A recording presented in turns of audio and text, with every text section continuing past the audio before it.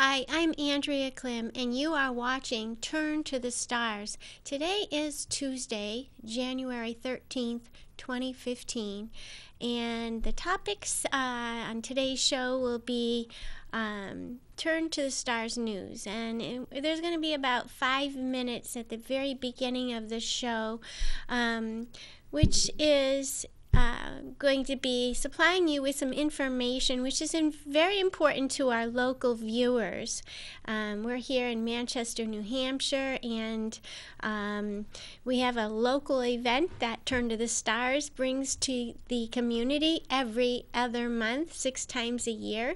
And so I have a little video that I'm going to be playing at the very beginning of the fair that I created that will show you all the participants of this great event. So if you're not from this local area and you're watching this show on YouTube, you might want to fast forward about 5 minutes just to pass over something that's not local to you. Anyway, the next topic that'll be on the show today, I'm going to be talking about the Year of the Ram, which is really Chinese astrology, but you know, all paths lead to the same place, and it's interesting what the Chinese Year of the Ram indicates. And also I'm going to be talking about that this is an 8-year. 2, 0, 1, and 5 all add up to 8, which in numerology, I'm going to discuss the meaning of that. And then most importantly, the astrology section of this show, Mercury Retrograde through the constellation of Aquarius, which takes place between January 21st of this year, right around the corner, which is next week, and February 11th of 2015. So it's about a 2.5 week period. And then I'm going to be talking about the Aquarius new moon. And sequentially, these are all connected. And that new moon is that theme, and that energy comes in on January 20th. So I'm going to go ahead and play that video I created for our Psychic and Holistic Fair that's coming up on in January on the 24th, and I hope you enjoy it, and I'll be right back.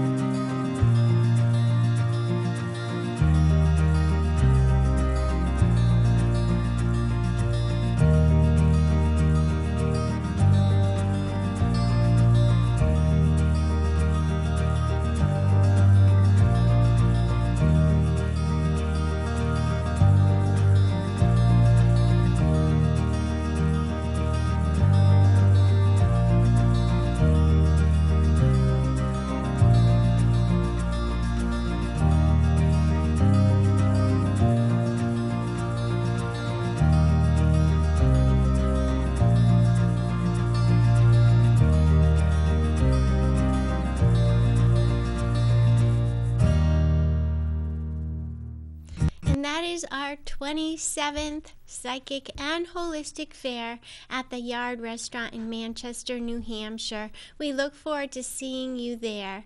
And going on with the rest of the show, this is the year of the ram or the goat. Chinese astrology indicates that that's the year that we are in presently, just starting. And I have a picture which shows the year of the ram. And if we could put that up on the screen, there it is. And people that are born in the year any of these years, 1931, 1943, 1955, 1967, 1979, 1991, 2003, or 2015, these are all years of the goat. And this is a very important year. If you were born in any of these years I just listed, for you, 2015 will be a very important year. And I'll go on to tell you why. 2015 is an 8 year. The number 8 in Chinese astrology is also the 8th sign of the zodiac. Actually, the ram is the 8th sign of the zodiac. 8 is actually linked to control and the management of power. Very, very powerful number, the number 8. The purpose characterized by the number 8 is one of reaching concrete goals. And there's an ability to create projects which is inherent in this number. There'll be an ambition and a desire for possession and an ability to program and persevere. This energy is all present as we enter this new year, 2015. There's an energy present that supports pushing through to success.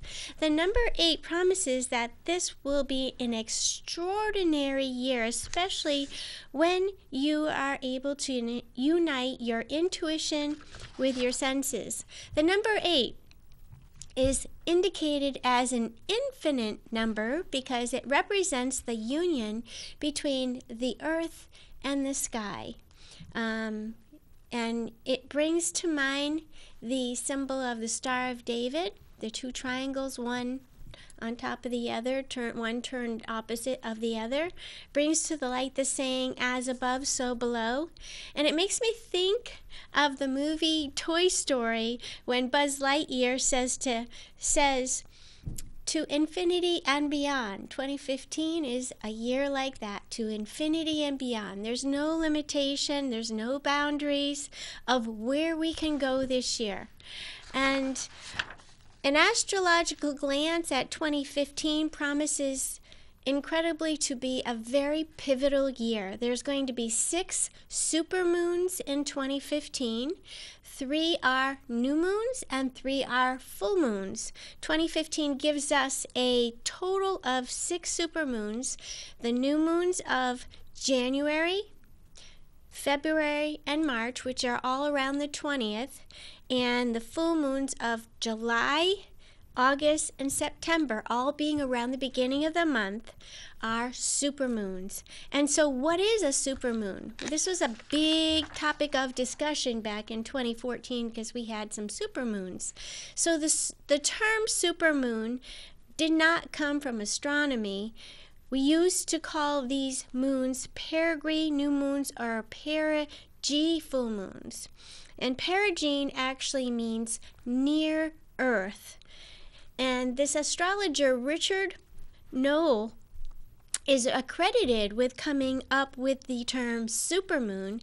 He defines a supermoon as a new or a full moon which occurs with the moon at or near within 90% of its closest approach to Earth. So by this definition, a new moon or a full moon has to come within 834,000 miles of our planet to be considered perigee, as measured from the center of the moon and the Earth, in order, again, to be a supermoon. So we're strongly affected by these supermoons, and they are major markers to contemplate, and that is why we need to be aware of them this year, of their timing, of the experiences that are ushered in through their energy. December of 2014 till March of 2015 is also, was a significant time because it was a time of growth of human perception. So it's interesting. I've been feeling this in a very intense way, and I know a lot of people have. Our DNA is changing, and it's been changing. Our energy, the effects of the world around us, we need to change in order to survive in this world. So since 2012, we've been becoming more and more in tune with the heavens and our connection to the spirit of light, or our spirit of light. In essence, we are really being rewired energetically. It's sort of like being taken apart and being put back together again. And I'm sure many of you can align with that description. And December 6th was the sixth square between the power planets Uranus and Pluto, and on all levels, that square is indicative that we are changing. And March will be an incredible time for this connection to the divine light of our light bodies, as our crown chakra is highlighted, illuminated, drawing on all the lighted, transmuted chakras of the human form. And that's pretty intense process. That's why this year is such a pivotal year. And I see this like the string of a puppet that brings us life. So March is sort of painting that picture of that final piece, sort of like when you see a puppet and a string that comes out the top of its head. And I see that as a light connecting us wholly with all the changes that have occurred, pulling us all together and connecting us to that light of our beingness. So wanted to just talk about that at the beginning of the show, sort of like a 2015 overview. And next on my agenda is to talk about Mercury's retrograde. And I have a diagram which, yes, that's the diagram I want to talk about first. And because it really, if you start out on the right side of the screen with the purple direction line, and you see Mercury retrograde enters its pre-shadow, that was actually last week on January 5th.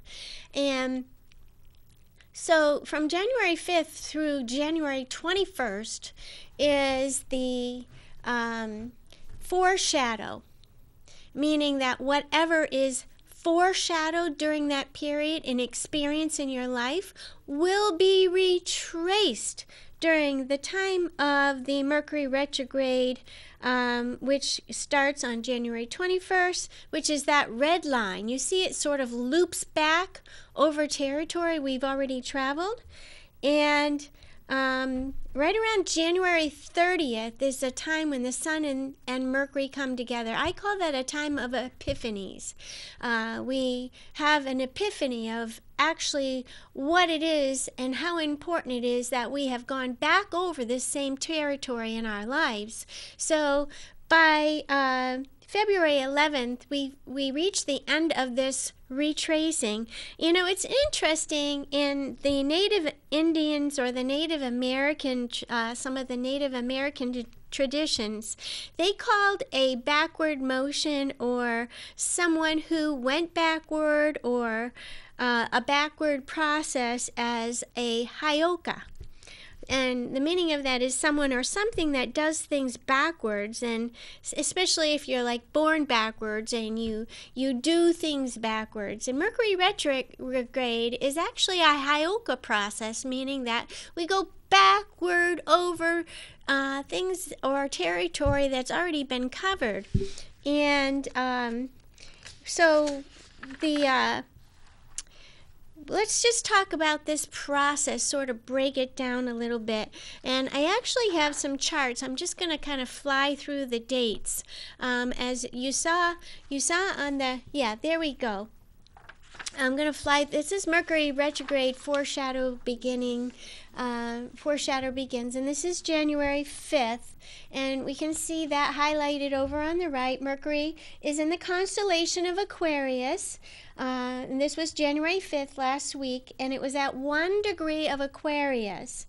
And so the foreshadowing begins of Mercury. Mercury retrograde is a time that, Mercury rules over logic, reason, decision making, and so we really go back over things in those areas. And if you have anything going around with electronic equipment, your automobiles, best if you fix it before this Mercury retrograde begins. Otherwise, it's going to break down on you, and you're really going to experience a delay. The next chart I have in line here is January 21st. We see Mercury retrograde beginning, and on the top left corner, we see the sun. That's actually the one where the Mercury comes together with the sun, and it's the period of Epiphany. That's what you're seeing up on the screen right now. That's January 30th. Yeah, there we go. That's Mercury retrograde begins on January 21st. And here on the East Coast, it begins around 9:30 in the morning. So a couple days before this, probably the 19th, the 20th, and the 21st, we're going to feel like things are sort of shaking us up, and nothing's too steady or firm. So you'll feel that sort of shaking up period while the stationing is happening. And then January 30th is the next chart. And that's when I call the period of Epiphany. Aha! On a spirit level, on a logical and a reasonable level, on a rational level, we get what this is about. The next chart shows you February 11th, which is the end of the Mercury retrograde, or the Hyoka period, or the backward motion. A couple days before February 11th, you're going to feel it, Mercury stationing again. Things seem to sort of get shaken up in your life. Nothing seems too steady. And then around March 3rd, Mercury's aftershadow ends. So February 11th through March 3rd is the aftershadow. So this is the third time Mercury has gone over the same territory, and it's a time of integrating all the new things that we've learned. And so I'm going to come back here now and talk a little bit about what this all means, because last week on January 5th, as the planet Mercury reached 1 degree in the constellation of Aquarius, this time created the beginning of the foreshadowing of what subjects and themes will be brought to light by the new moon on January 20th. So I'd like you to sort of trace back to last week, Tuesday, January 5th. I'm sure there's going to be a memory of what was occurring in your life, because it really was intellectually and, as far as communication, as far as what was going on in your head, it was the beginning of a foreshadow of what new theme is coming with the new moon on January 20th. So the retrograde of Mercury goes from 17 degrees in the constellation of Aquarius back to 1 degree Aquarius, and it is supportive of our inner need for wisdom and insight. So it's a period of time that we will uncover any insight that we've been blind to. This will be a time that helps us to shift our focus, to realize what our goals truly are, and to collectively see what needs to be re-examined. Aquarius has a way of ushering in the genius, the ideas, the genius within each of us, the insights and the unusual intuitive pictures that come to help guide us to look at things from a very different point of view. Mercury retrograde in Aquarius will deliver each of us the medicine, the prescription, or the knowledge that we missed. I call it a period of time that helps us to restore the logical and to get the information that we really need to make good decisions.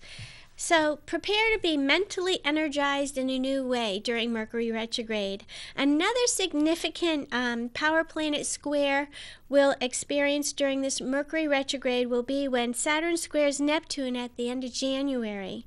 Whatever we hold to be true will be brought up to be re-examined, researched, and possibly resolved and seen through new eyes. I encourage you to contemplate what is true for you, and whatever is unclear about what you believe to be the truth will become subject for further research, clarity, and understanding. Do not dismiss what you feel. Very important to be cognizant of what you are feeling. It's a time of blending both your research and what you feel. So let's slow down. The planet's energy encourage this.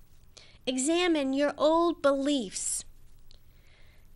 Sometimes we don't even know what they are because we automatically are so deeply ingrained in those beliefs, especially ones that have caused us suffering. And it's just this repetitive cycle. Because you believe in something, you constantly are on this same path. And so this square that we're experiencing universally between Saturn and Neptune brings to mind an old Native American quote. And I actually have this poem which I dressed up and I put it in a frame on my desk. And it really is helpful in flowing with this process that brings these beliefs to light so that we can really truly research them, heal them, resolve them, and then sort of like push a reset, a whole new program, a healthier one that brings unconditional resolve for your future. So this poem goes like this, and whenever I feel that confusion, I'm not sure where, how, or why, or how, or what is the way I can proceed ahead, this is the poem that I look to. And it goes like this, and it is by a Native American. Go forward with courage. When in doubt, be still and wait. When doubt no longer exists for you, then go forward with courage. So long as fog surrounds you, be still. Be still until the sunlight pours through and dissolves the fog. Then go forward with courage. So if you're wearing glasses that you can't see clearly through, it's indicative of a time where you need to be still and wait for that sunlight to dispel and to dissolve that fog of confusion around you. So what is really true? What you've been taught or what your intuition is telling you? That's a huge question with this Saturn square Neptune that's coming up. So it's through this square that we're learning how to resolve those old, deeply ingrained belief systems that no longer are healthy or serve us well. So really important, that's around the end of January that we get this applying Saturn square Neptune. Next on my agenda is to talk about the Aquarius new moon, which occurs on January 20th. That's when the sun and the moon, we see it over there on the picture, come together in the constellation of Aquarius at 0 degrees. And there's a certain symbology that's found by way of the astrological world ages graph that this new moon in Aquarius carries, which is sort of like a deja vu back to November of 1844. And it really brings to light this question: what is the independence that you seek? What areas of your life are you seeking independence? Because historically, on November 6th of 1844, Spain granted the Dominican Republic independence, and on November 23rd, independence was granted to the Duke of Schleswig-Holstein from Denmark. So there's a strong air of independence around this new moon, this new theme. And the symbolism of this degree of Aquarius tells us to think carefully about what we choose now, because it will have long-term effects. So this new moon, very important, super moon, so close to the Earth. This Aquarius new moon may inspire a vision of what can be found, what can be for you and for us and for the world. So as this new moon comes and Mercury turns retrograde, whatever it is, it stimulates within you whatever themes come to light for you, for your family, for your friends, for your community as a whole. These will be the things that will become the focus in your life. Wherever this new moon falls in your chart will be the area where you'll be primed to experience your independent genius. Whatever inner genius comes forth should become your topic for research and review, especially while Mercury is retrograde from January 21st through February 11th. I just want to remind you of the importance of this time and remind you to take note of where it occurs in your chart. And remember, turn to the stars. You'll find your answers there. And take good care. Until next week, I hope you have lots of light surround you, positivity, and Happy New Year. Take good care. We'll see you then.